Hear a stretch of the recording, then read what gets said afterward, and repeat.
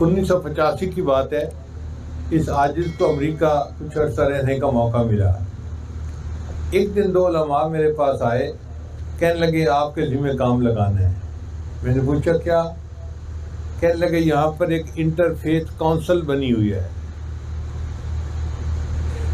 Interfaith council کہتے ہیں کہ مختلف ادیان والے لوگ ایک جماعت بنا لیتے ہیں اور آپس میں مل کے میٹنگز کرتے ہیں تاکہ ایک دوسرے کے ساتھ ذرا ہم اچھے طریقے سے رہ سکیں.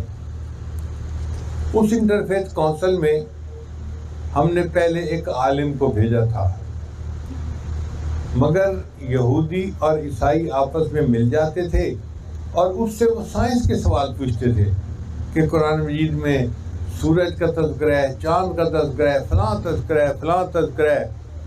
اب وہ عالم سائنس تو نہیں جانتا تھا تو وہ پریشان ہو گیا. اس نے کہا جی کہ میں وہاں نہیں جاتا, یہ تو میرا مذاق اڑاتے ہیں. پھر ایک PhD ڈاکٹر تھا اور عالم بھی تھا, ہم نے اس کو بھیجا کہ اس کو دنیا کی بھی تعلیم ہے اور دین کی بھی تعلیم ہے. 2 مہینے تو وہ بھی جاتا رہا, مگر اب وہ کیا کرتے تھے کہ اس سے تصوف کی باتیں پوچھتے, روحانیت کے مسئلے پوچھتے تھے. اب اس کو روحانیت کا پتہ نہیں تھا تو کل اس نے بھی جواب دے دیا بھئی اب میں نہیں وہاں جا سکتا, کسی اور کے ذمہ لگاؤ. اب اسلام کے لیے وہاں جانے والا کوئی ہے ہی نہیں. تو ہمیں آپ نظر آئے ہیں jack of all trade but master of none, تو آپ جو ہے وہاں جائیں.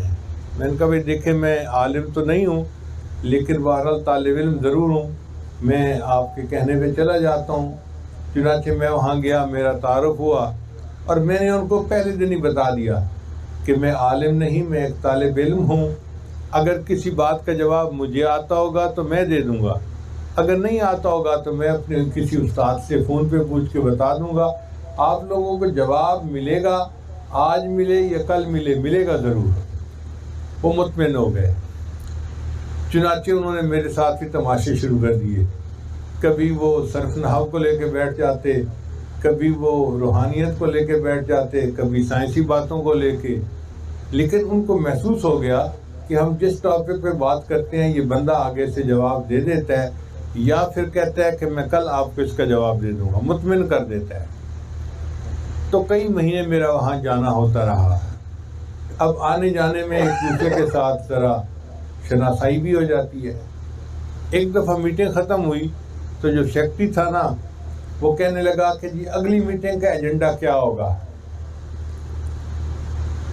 تو میں نے ان سے کہا کہ اگلی میٹنگ کا ایجنڈا یہ ہونا چاہیے کہ جس دین والوں کے پاس جو آسمانی کتاب ہے, ہولی بک ہے, وہ اس کی تلاوت کریں.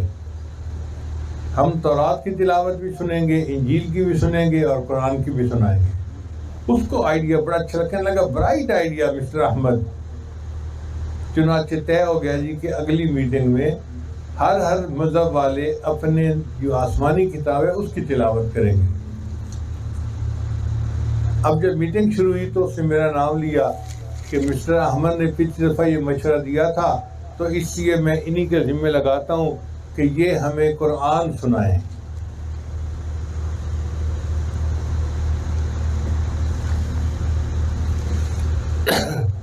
میں ذہنی طور پہ پہلے تیار تھا. حضرت علی عنہ کا قول ہے اللہ نے جو کچھ آسمانی کتابوں میں اتارا اس کو اللہ نے قرآن مجید میں اتار دیا, اور جو اللہ نے پورے قرآن میں اتارا اس کو اللہ نے سورہ بقرہ میں اتار دیا, اور جو کچھ اللہ نے سورہ بقرہ میں اتارا اس کو اللہ نے سورہ فاتحہ میں اتار دیا. اس لیے اس کو کہتے ہیں فاتحۃ الکتاب, کتاب کا opening chapter, summary of the book. پورے قرآن مجید کا خلاصہ ہے سورہ فاتحہ. تو میں نے سورہ فاتحہ کی تلاوت کی اور اس کا ترجمہ ان کو سنا دیا کہ بھئی یہ قرآن مجید کا خلاصہ ہے.